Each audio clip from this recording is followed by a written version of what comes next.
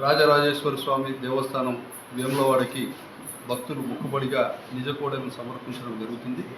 అట్టి నిజ కోడెల్ని మేము గోశాలలో దాన్ని సంరక్షించడము, దానికి కావాల్సిన ఒక మెడికల్ ట్రీట్మెంట్ కానీ, తర్వాత పచ్చిగడ్డి కానీ, వాటర్ కానీ, లేకపోతే దానికి కావాల్సిన ఫెసిలిటీ కానీ మేము అక్కడ ఏ గోశాలలో ఏర్పాటు చేయడం జరిగింది.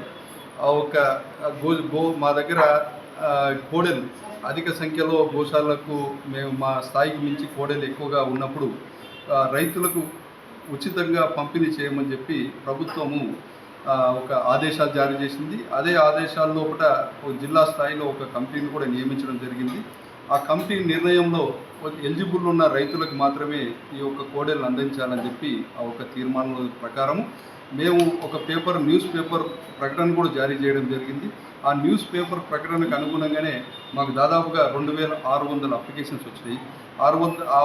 వచ్చిన అప్లికేషన్స్లో మేము రైతులకు అడిగింది ఏంటంటే వాళ్ళ ఒక ఆధార్ కార్డు, తర్వాత పట్టాదారు పాస్ పుస్తకము, తర్వాత అగ్రికల్చర్ అధికారి ఒక ధృవీకరణ పత్రం, వీళ్ళు రైతులే, వీళ్ళకు అగ్రికల్చర్ చేస్తున్నారు, వీళ్ళకు వ్యవసాయ పొలం ఉన్నది, వీళ్ళకు కోడెలు అవసరం ఉన్నాయని చెప్పి ఒక అగ్రికల్చర్ అధికారి ఒక ధృవీకరణ పత్రం తీసుకున్న తర్వాత అవి పూర్తి స్థాయిలో పరిశీలించిన తర్వాత రైతులకు కూడా కోడెలు అప్పచెప్పే ముందు కూడా వాళ్ళ దగ్గర ఒక అంగీకార పత్రం మేము తీసుకోవడం జరుగుతుంది. అట్టి అంగీకార పత్రంలో కూడా మేము తీసుకెళ్లే కోడెలని వ్యవసాయ నిమిత్తం మాత్రమే వాడతాము, ఎటువంటి దుర్వినియోగపరిస్తే మా పైన మీరు ఎప్పుడైనా క్రిమినల్ చర్యలు తీసుకుంటే మేము సహకరిస్తామని చెప్పి దాంట్లో క్లియర్ కట్గా ఉంది.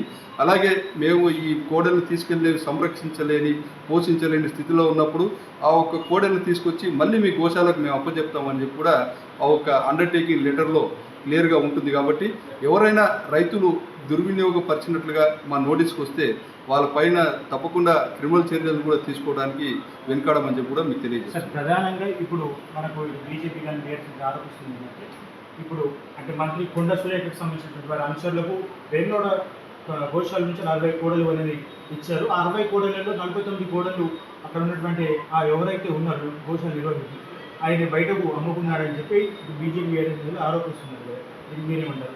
ఒకటి మనకు సోషల్ మీడియా వేదిక సర్క్యులేట్ అవుతుంది, ఏది మంత్రి కొండ సురేఖ దగ్గర నుంచి ఒకటి సిఫారసు వచ్చి కోడలు ఇవ్వాలన్నట్టుగా ఒకటి సోషల్ మీడియా వేదిక ప్రచారం జరుగుతుంది. సో అది నిజంగా మనకు వచ్చింది, మీ సిఫారసు పంపించారా మన ఆఫీస్కి? ఇప్పుడు ఆ ఒక్క సిఫారసు లెటర్ అనేది నేను సోషల్ మీడియాలో చూడడం జరిగింది, న్యూస్ పేపర్లో చూడడం జరిగింది. ఇంతవరకు ఒరిజినల్ అనేది మా ఆఫీస్కు నేను చూడలేదు. ఒకవేళ ఒరిజినల్ కాపీ మా ఆఫీస్కి వచ్చింటే దాని మీద ఇనిషియల్ వేసి ఉండేవాడిని. ఆ ఇనిషియలే ఈరోజు న్యూస్ పేపర్ సర్క్యులేట్ అయింది కాబట్టి దానిపైన నేను నిజమైన కాపీ చూస్తే తప్ప నేను ధృవీకరించలేను. అలాగే గీసుకొండలో కూడా రాజరాజేశ్వర సొసైటీ అనేది అక్కడ ఉన్న కోడెల్ని దుర్వినియోగపరిచినట్లుగా అక్కడ గీసుకొండ పోలీస్ స్టేషన్లో ఒక కేసు అయితే నమోదైంది మాట వాస్తవము. వారు తదుపరి నివేదిక కూడా మా దేవస్థానాన్ని అడిగి ఉన్నారు, అది కూడా మేము సిద్ధపరుస్తున్నాము. ఒకరి నుంచి మేము పంపించే కోడెలకి కంపల్సరీగా ట్యాగ్ వేస్తాం చెవికి. ఆ ట్యాగ్ అనేది నాన్ ట్యాంపరబుల్. ఆ ట్యాగ్ను ఎవరు ట్యాంపర్ చేయలేరు, దాన్ని కట్ చేయలేని కూడా లేరు. ఎందుకంటే ఫుల్ టైప్లో లాక్ అయి ఉంటుంది, అది టోటల్గా స్టెయిన్లెస్ స్టీల్తో ఉంటుంది. కాబట్టి ఒకవేళ ఆ ట్యాగ్ను తీయాలనుకుంటే ఆ కోడె చెవు కోస్తే తప్ప ఆ ట్యాగ్ తీయలేని పరిస్థితుల్లో అంత పకడ్బందీ ట్యాగు మేము వేస్తాం. ఆ ఒక్క ట్యాగ్ ఉన్నవి మాత్రమే మా దేవస్థానానికి సంబంధించినవి. ఆ గోశాలలో ఉన్నవి ఇంతకు దేవాలయం చెందిన ట్యాగ్ ఉన్న కోడెలా, లేకపోతే ఆయన బయట నుంచి ఎక్కడైనా తెచ్చుకున్నాడు అనే మాట మాకు తెలియదు. అలాగే దాంట్లో పేపర్లో కూడా గోవులను రాశారు. అసలు గోవులు అనేది మా దేవాలయానికి రావు.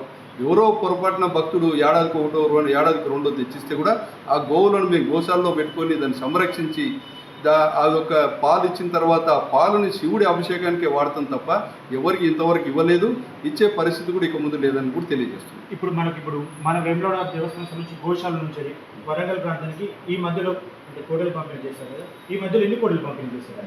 అంటే మా దగ్గర డేటా అనేది ఉన్నది. వరంగల్ ప్రాంతంలో ఎక్కువ భక్తులు మనకి దేవస్థానానికి వచ్చే వాళ్ళంతా కూడా వరంగల్ ప్రాంతంలో, అక్కడ వాళ్ళందరికీ కూడా రాజరాజేశ్వర స్వామి వారు అంటే ఇంటి దేవుడు మాత్రమే. కాబట్టి ఆ ఒక్క భక్తి భావంతో మా దగ్గర ఆ ఒక్క రాజన్నకు చెందిన కోడెలు మా ఇంట్లో ఉంటే రాజరాజేశ్వర స్వామి మా ఇంట్లో ఉన్నాడనే భావించి వాళ్ళు చాలామంది కూడా అప్లికేషన్స్ పెట్టుకోవడం జరిగింది. ఇక్కడ నుంచే కాకుండా కరీంనగర్, సిద్దిపేట జిల్లా, తర్వాత నిజామాబాద్ జిల్లా, ఇట్లా ఈ రకంగా పొరుగు జిల్లాల నుంచి కూడా అక్కడి నుంచి కూడా భక్తులు వస్తారు. కాబట్టి అక్కడికి వాళ్ళందరూ కూడా రాజన్న కోడలు అంటే చాలా ప్రీతికరం. కాబట్టి వాళ్ళందరికీ కూడా ఒక దాంట్లో సెలెక్టెడ్ ఆ సీనియారిటీ ప్రకారం మేము వాళ్ళకు కోడెలను రైతులకు మాత్రమే అందజేయడం అనేది తెలియజేస్తాం. ఇప్పుడు గీసుకుంట పోలీస్ స్టేషన్లో ఇప్పుడు కోడలు అయితే ఎవరు తప్పించారంటున్నారు, వారి మీద కేసు నమోదైంది. ఆ కేసు సంబంధించిన విషయంలో ఇక్కడ దేవస్థానం నుంచి కూడా మీరు రావాలని చెప్పి నోటీసులు కూడా వచ్చినట్టుగా ఉంది. దేవస్థానం నుంచి రామని చెప్పి నోటీసులు ఎక్కడ లేదు, అది అవాస్తవము. వాళ్ళు ఓన్లీ కొంత సమాచారాన్ని ఇట్లా మా దగ్గర పోలీస్ కేసు నమోదైంది కాబట్టి దాంట్లో కొంత సమాచారాన్ని మీ ద్వారా మాకు పంపించండి అని చెప్పి వాళ్ళు అడిగారే తప్ప దాంట్లో ఎటువంటి రమ్మని చెప్పి కూడా లేదని చెప్పి తెలియదు. సో లాస్ట్ ఫైనల్గా ఇప్పుడు ఈ సోషల్ మీడియా వేదిక ప్రచారం జరుగుతుంది. ఈ వేణుగోడ సంబంధించినటువంటి 60 కోడలు మంత్రి అంశాలకు ఇచ్చారని చెప్పి సోషల్ మీడియాలో ఇప్పుడు ఈ సోషల్ మీడియాలో ప్రచారం చేస్తున్నారు. మీరు ఎలాంటి సమాధానం చెప్తారు? మేము ఎవరి రికమెండేషన్లకు కానీ తర్వాత ఏ సొసైటీలకు కానీ మేము ఎటువంటి కోడెలను ఇవ్వలేదు. ఓన్లీ పూర్తి స్థాయిలో అతను రైతు అని చెప్పి అగ్రికల్చర్ ఆఫీసర్ సర్టిఫై చేసిన రైతులకు మాత్రమే కోడలు ఇచ్చాను తప్ప ఏ సిఫారసు లెటర్స్ ప్రకారం మేము ఇంతవరకు కూడా కోడలు ఇవ్వలేదని తెలియపరుస్తుంది. ఇప్పుడు వార్తా కవర్ చేసినటువంటి పత్రికల మీద కూడా ఇంత పోలీస్ స్టేషన్ ఫిర్యాదు చేస్తారని చెప్పారు. అంటే వార్తలు కవరేజ్ జర్నలిస్ట్ కూడా జర్నలిస్ట్ మీద కాదండి, దయచేసి మీరు పొరపాటును అర్థం చేసుకోకండి. దాంట్లో న్యూస్ కంటెంట్ ఎంతవరకు నిజము అనే దానిపైన మాత్రమే.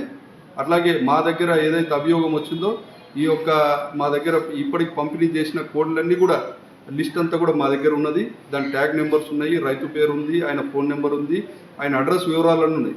ఈ అడ్రస్ వివరాలన్నీ కూడా మేము పోలీస్ స్టేషన్కి అందజేసి ఒకసారి వాళ్ళని కూడా వెరిఫై చేయమని చెప్పి కూడా మేము కోరుతాం. అంతే తప్ప న్యూస్ ఐటమ్ మీద ఎటువంటి విచారణ జరపమని మేము కోరుతాం. సో ముఖ్యంగా లాస్ట్గా ఫైనల్గా రైతులకు మీరు మన జీవితం ఏం చెప్పగలుగుతున్నారు ఈ కోడెల అంశంపై? ఈ రాజరాజేశ్వర స్వామి వారికి భక్తులు ఎంతో ప్రీతిపదంగా మొక్కుబడిగా ఇచ్చిన కోడెలు ఇవన్నీ కూడా.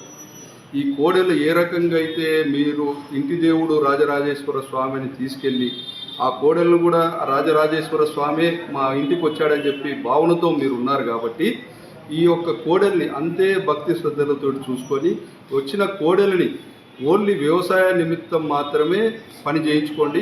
ఒకవేళ మీరు పోషించలేని స్థితిలో ఉంటే ఆ ఒక్క కోడెలను తీసుకొచ్చి మా గోశాలను అప్పచెప్పండి, మేము దాన్ని సంరక్షిస్తాము.